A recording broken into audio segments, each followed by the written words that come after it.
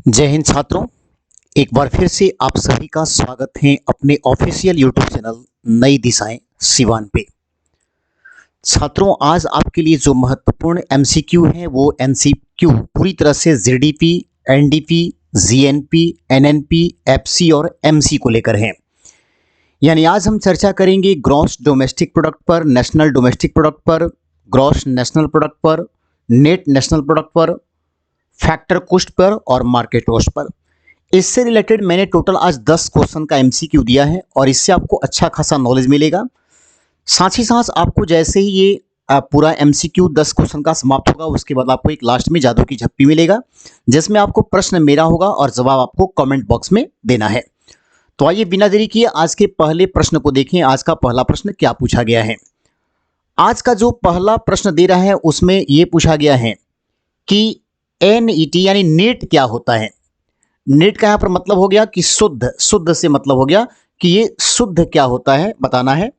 Option इधर है कि जीडीपी में से जब जीएनपी माइनस कर देते हैं तो नेट प्राप्त होता है। बी ऑप्शन इधर है कि जीडीपी में से जब मूल्य ह्रास को घटा देते हैं तो नेट प्राप्त होता है। और जीडीपी में से जब एनएनपी घटाते हैं तो ये नेट प्राप्त होता है। और एक दे रहा है कि नॉन, इसमें से कोई नहीं। याद रखिएगा, नेट प्राप्त करने के लिए सबसे बेहतरीन तरीका जो है वो क्या है, जीडीपी माइनस मूल्यह्रास से, जिसको हम कहते हैं डिप्रेसिएशन। यानी जीडीपी में से जब मूल्यह्रास से घटा देते हैं तो हमको शुद्ध प्राप्त होता है। जैसे जीडीपी जो होता है ना वो हमारे देश का कुल उत्पाद मूल्य है, यानी कि देश के अंदर, देश की सीमा के अंदर एक वर्ष में उत्पादित सभी वस्तुओं एवं सेवाओं का अंतिम जो मूल्य होता है वो जीडीपी कहलाता है। लेकिन उसमें से कुछ ना कुछ ऐसी चीजें होती हैं जिसका मूल्य ह्रास हो जाता है, तो उसको अगर हटा देते हैं तो हम कहेंगे कि जो अब रियल जो प्राप्त होगा वो हमारा नेट होगा। जैसे सिंपली एक मानकर चलिए कि जियो बनाने वाली कंपनी ने 10 सिम बनाया भारत के अंदर और एलजी बनाने वाली कंपनी ने भी 5 जो है टीवी बनाया भारत में। तो सामान्यतः अगर देखेंगे तो हमारा जो जीडीपी बन जाता है वो 10 और 5 15 हो जाता है, क्योंकि हमारे देश के अंदर एलजी कंपनी कहाँ की है, जियो कंपनी कहाँ की, उससे कोई मतलब नहीं है। हमारे देश के अंदर बन रहा है तो हमारा जीडीपी है। तो कुल मिलाकर 10 5 15 हमारा जीडीपी हो गया। लेकिन प्रश्न यहाँ पर यह बनता है कि अगर उसमें से एलजी कंपनी का जो टीवी है, 5 टीवी या 10 टीवी जो भी है, उसमें से 2 टीवी वगैरह टूट गया, फूट गया, तो फिर हम कहेंगे ना कि वो हमारा अब रियल उत्पाद मूल्य केवल मिलेगा कितना पर, 5 है तो 3 पर, 10 है तो 8 पर। ठीक है ना। तो नेट हमारा मतलब अभी बचा हुआ क्या है, शुद्ध क्या है अभी, तो उसके लिए हम क्या करते हैं, जीडीपी में से मूल्यह्रास को घटा देते हैं। ठीक है ना।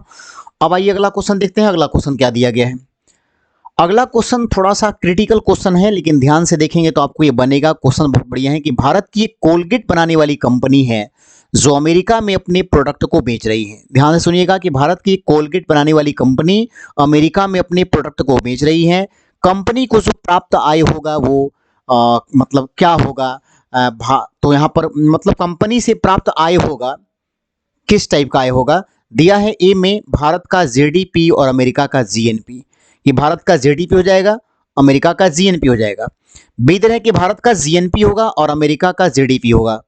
सी दर है कि भारत का जीडीपी होगा और भारत का जीएनपी होगा। और डी दर है कि अमेरिका का जीडीपी होगा और अमेरिका का ही जीएनपी हो जाएगा। तो यहां पर आपको बताना है कि भारत की एक कोलगेट बनाने वाली कंपनी है जो अमेरिका में अपने प्रोडक्ट को बेच रही है। ध्यान से सुनिएगा, भारत के अंदर मतलब अपने देश की सीमा के अंदर कोई भी प्रोडक्ट बने, चाहे वो हम बनाए या कोई विदेशी बनाए, इससे कोई मतलब नहीं है। मतलब है कि वो प्रोडक्ट कहां बन रहा है। अगर भारत की सीमा के अंदर बनेगा तो भारत की जीडीपी में शामिल होगा। चाहे वो अमेरिका की कंपनी कोई यहां पर कोई सामान बना रही हो, चाहे भारत की कंपनी बना रही हो, चाइनीज कंपनी बना रही हो, पाकिस्तानी कंपनी बना रही हो, कोई भी कंपनी बनाए, अगर भारत में वो बन रहा है तो भारत का जीडीपी है। ठीक है। लेकिन अब सुनो आगे क्या होता है। यानी कि जीडीपी का मतलब हो गया टोटल, टोटल हमारा उत्पाद। अगर 2 जींस अमेरिका ने भारत में बनाया, 3 जींस भारत ने भारत में बनाया, भारत ने भारत में बनाया, तो 3 2 5 हमारा जीडीपी है। सीधी सी बात है। लेकिन अब सवाल ये उठता है कि अमेरिका ने अगर दो बनाया है प्रोडक्ट भारत के अंदर और भारत ने 3 बनाए हैं भारत के अंदर जींस, तो 5 तो हमारा जीडीपी हो गया। बट अमेरिका का जो 2 है ना वो जींस, वो हमारे जीडीपी का हिस्सा है, जीएनपी का हिस्सा नहीं, क्योंकि जीएनपी का मतलब होता है कौन बनाया। ये मतलब नहीं है कि किसने बनाया, सॉरी कि कहां बनाया, किसने बनाया इससे मतलब है। कहां बनाया कोई मतलब नहीं, किसने बनाया इससे मतलब है। इसका मतलब कि जो हमारे देश के लोग बनाएंगे वो हमारा जीएनपी कहलाएगा। अमेरिका के लोग बनाए चाहे भारत के लोग बनाए, अगर भारत में वो बना तो जीडीपी कहलाएगा। दोनों में क्या डिफरेंस है मेन, जीडीपी कहता है कि देश के अंदर बना हुआ कोई चीज रहेगा, कोई बनाए भारत का जीडीपी है, कोई बनाए भारत का जीडीपी है। जीएनपी कह रहा है कि हमारे देश के लोग केवल बनाएं तो मेरा जीएनपी है। इसका मतलब कि 2 जींस अगर अमेरिका ने बनाया है और 3 जींस भारत ने बनाया है तो भारत का जीएनपी 3 है, 5 नहीं है, 5 भारत का जीडीपी है, यानी हमारे लोगों द्वारा बनाया गया। तो इस बात को ध्यान रखेंगे कि हमारे लोगों द्वारा बनाए की जब बात करेंगे तो हो सकता है कि हमारे देश के कुछ ऐसे लोग भी होंगे जो विदेशों में जाकर भी काम करके कुछ सामान बना रहे होंगे।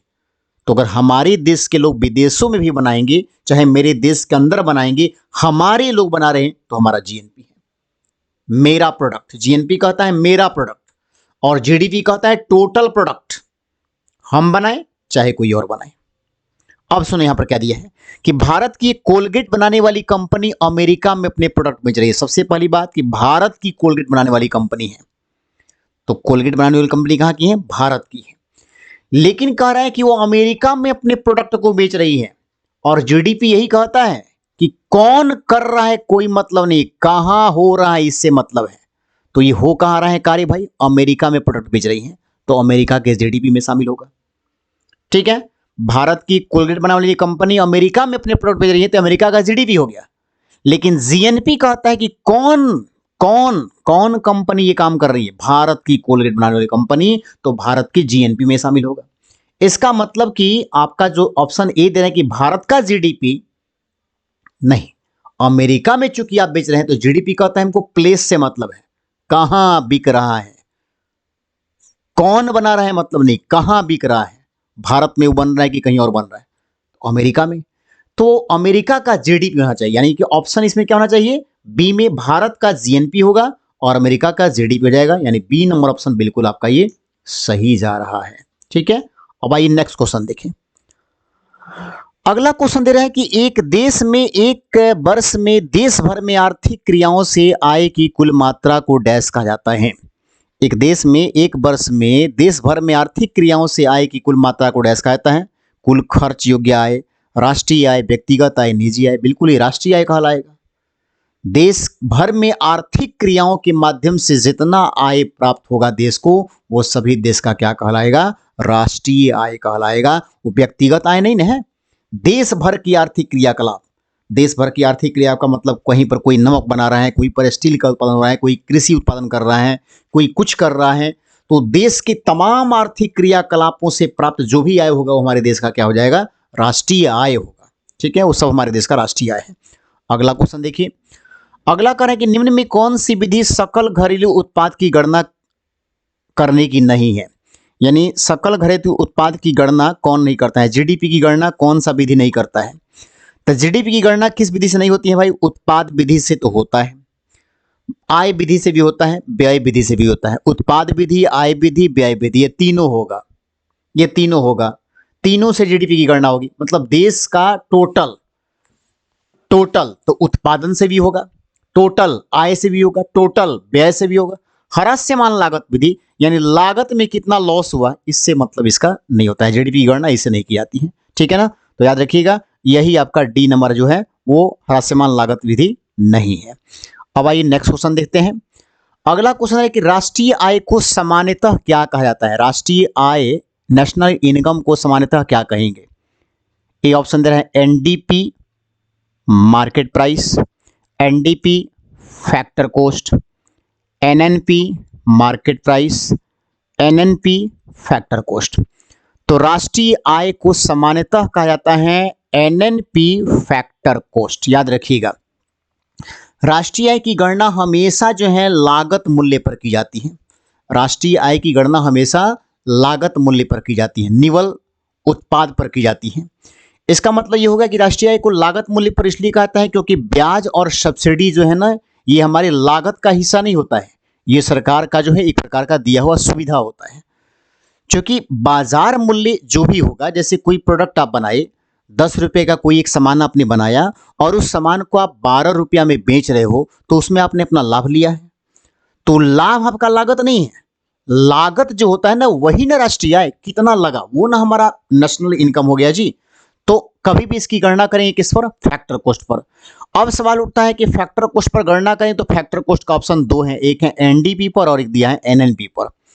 तो नेट डोमेस्टिक प्रोडक्ट और एक हो गया नेट नेशनल प्रोडक्ट। सुनिए, कभी भी बात करेंगे ना राष्ट्रीय आय तो एनडीपी क्या है? Net domestic. डोमेस्टिक मतलब घरेलू, कौन बना रहा है ये मतलब नहीं है, ठीक है ना, कौन बना रहा है इससे मतलब नहीं, कहां बन रहा है इससे मतलब।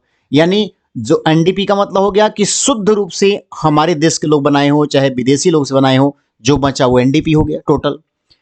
एनएनपी कहता है कि शुद्ध मेरा, एनएनपी का मतलब हो गया शुद्ध जो मेरा है वही हमारे राष्ट्रीय आय की बात करेंगे। और वो किस पर गणना करेंगे? कभी भी एफसी पर करते हैं, बाजार मूल्य पर ना करके लागत मूल्य पर कहते हैं।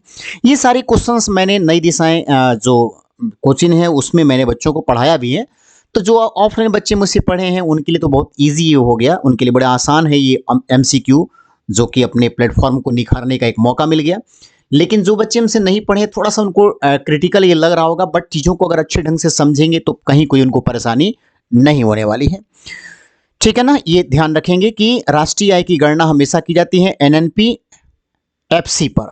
देखिए यहाँ पर क्या है, NDP net domestic product, net यहाँ पर नेशनल, नेट यहाँ पर एनडीपी, यहाँ पर भी एनडीपी है, दोनों एनडीपी ही है, लेकिन एक है एफपी पर और एक है एफसी पर। यहाँ पर एक एनएनपी है और एक है एनएनपी। अब सुनिए पहले एनडीपी क्या है? शुद्ध घरेलू उत्पाद। शुद्ध घरेलू उत्पाद का मतलब क्या हो गया? शुद्ध घरेलू उत्पाद का मतलब जैसे मैंने बताया ना कि जियो कंपनी, जैसे मानिए जियो कंपनी हमारे देश की कंपनी है, इसने 5 सिम बनाया, ध्यान से सुनिएगा, जियो कंपनी हमारे देश की कंपनी है, इसने 5 सिम बनाया। एलजी कंपनी हमारे देश की कंपनी नहीं है, इसने 10 टीवी बनाया। सुनो, 10 टीवी बनाया, तो हमारा जो जीडीपी हुआ, जीडीपी वो हो गया 10 5 15, क्योंकि दोनों मिलाकर चलते हैं। जीडीपी का मतलब है टोटल, हमारे देश की कंपनी हो चाहे ना हो, अगर मेरे देश में बना रही है तो मेरा जीडीपी है। तो 10 10 जो है ये आपको 5 के 5 जो है बनाया किसने? जियो ने। और 10 टीवी बनाया किसने? एलजी ने। टोटल हो गया कितना जीडीपी? 15। लेकिन अगर मैं कहूं कि इसमें से 2 जियो का सिम टूट गया और 2 जो है वो एलजी का टीवी टूट गया, तो इसका मतलब कि जो बचा वही ना शुद्ध घरेलू उत्पाद है। तो 2 4 हम लॉस करेंगे तो 15 में 4 गया, यानी कि 11 हमारा हो गया एनडीपी। 11 क्या हो गया? एनडीपी। अब सुनिए ये, अब यहां पर दिया है एनएनपी क्या है, सुनिए एनएनपी कैसे समझेंगे। तो एनएनपी समझने के लिए पहले हमको समझना पड़ेगा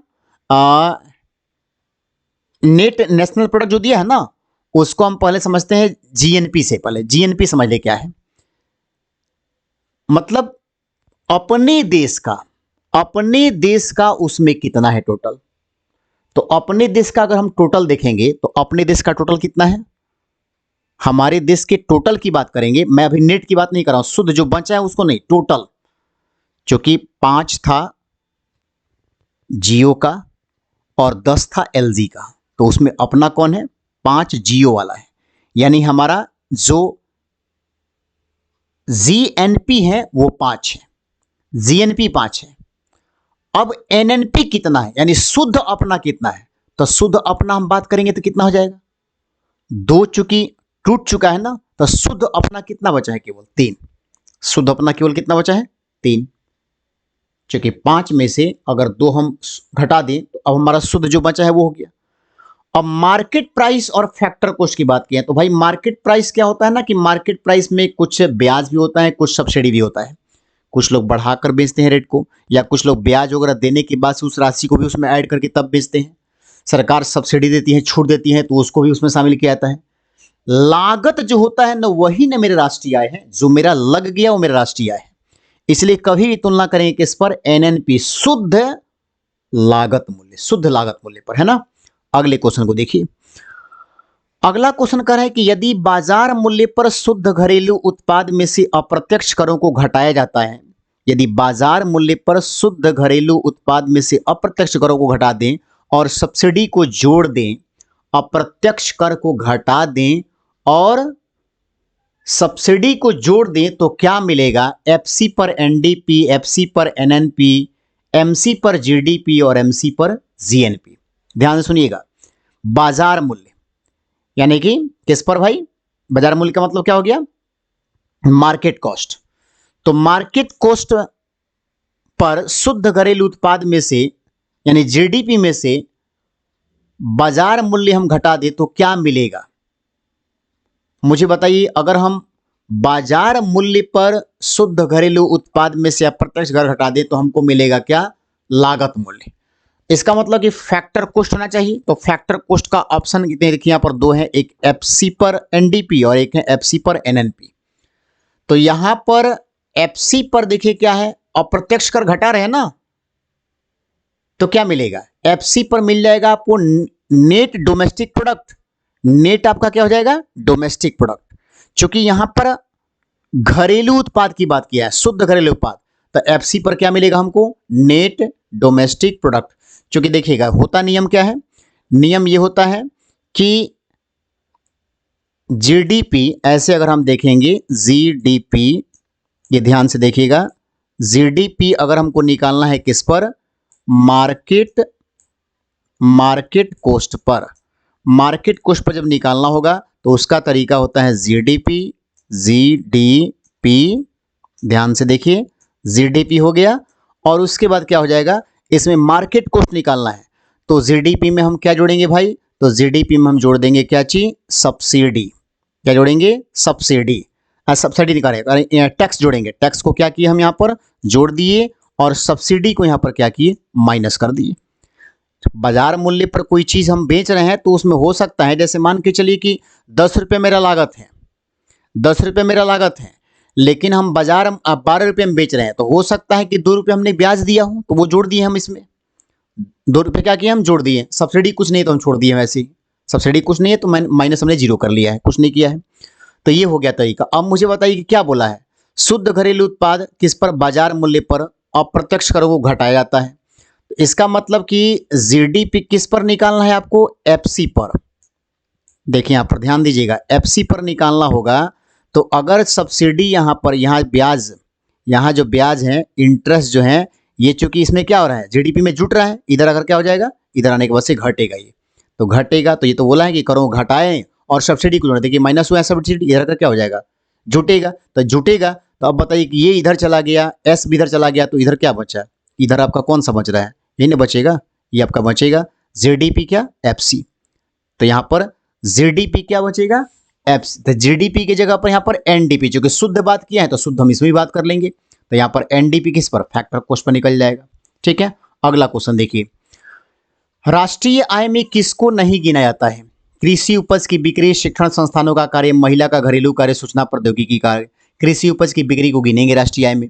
शिक्षण संस्थाओं से जो कार्य करने से जो इनकम होगा उसको भी गिनेंगे। महिला का घरेलू कार्य, चूंकि ये अवैतनिक कार्य है ना, बिना वेतन का ये कार्य, घरेलू कार्य कोई महिला कर रही है तो राष्ट्रीय आय में क्या इसका मतलब है? कुछ उसको इनकम प्राप्त ही नहीं हो रहा है, तो राष्ट्रीय आय का कोई मतलब नहीं। यानी कि आपका आंसर हो जाएगा कौन? सी नंबर, महिला का घरेलू कार्य।